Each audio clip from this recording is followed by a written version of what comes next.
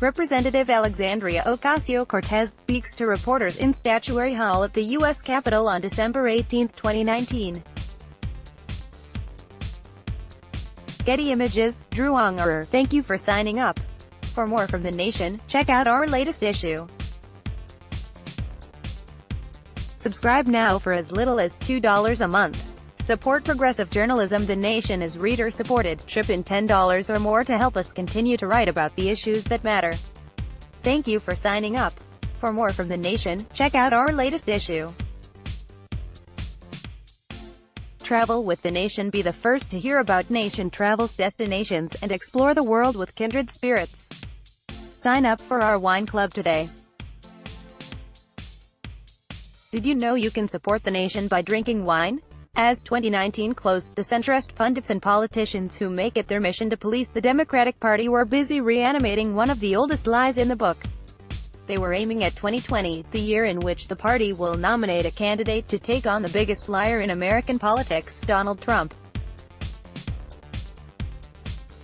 To beat Trump, the centrists argued, Democrats must reject purity tests. Ad policy. Alexandria Ocasio-Cortez, luckily, has recognized this threat contained in the coded language about purity tests, and countered it with a masterful defense of the politics of principle that will be essential to upend Trump and Trumpism.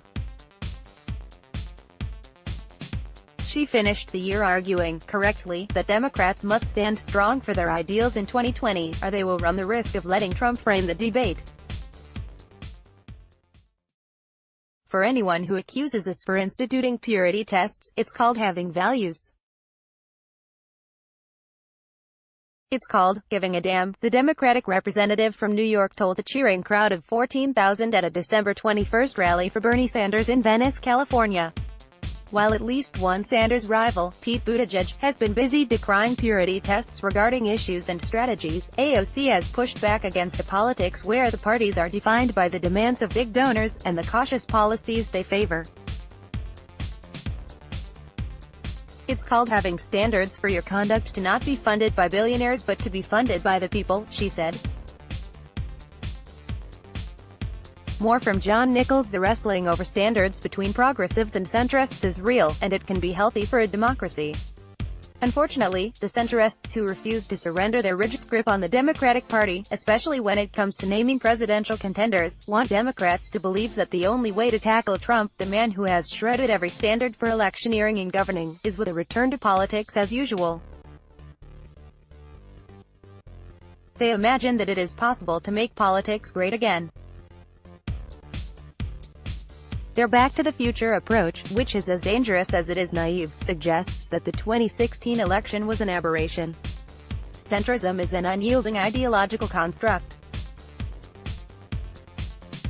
It demands that candidates and parties abandon ideals in order to satisfy the whims of professional pessimists like David Brooks of the New York Times, who earlier this year reduced the Democratic contest to a David Brooks primary. In a Times column headlined, Dems, Please Don't Drive Me Away, Brooks warned, the party is moving toward all sorts of positions that drive away moderates and make it more likely the nominee will be unelectable.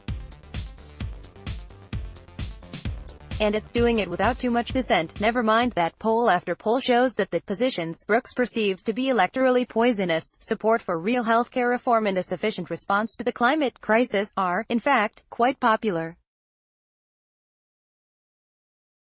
Never mind that Brooks, a man unscathed by even the slightest measure of irony, bemoaned the lack of dissent in a column prominently featured in the nation's most influential newspaper.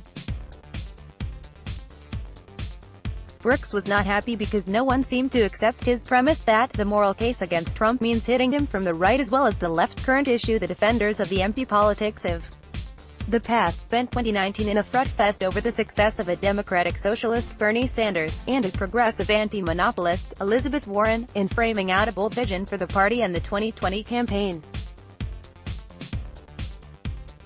The Washington Post's Catherine Rampell warned against lazy sloganeering, lately exemplified by Medicare for All and the Green New Deal, and counseled that Medicare for All was in danger of becoming a purity test for 2020 candidates. Actually, Medicare for All should be a purity test for candidates, as AOC said. It's called having values.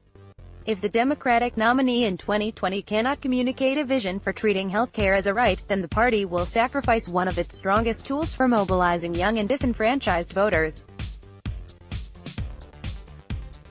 Democrats should recognize the value of keeping pure on major issues, even if major donors might ask them to compromise.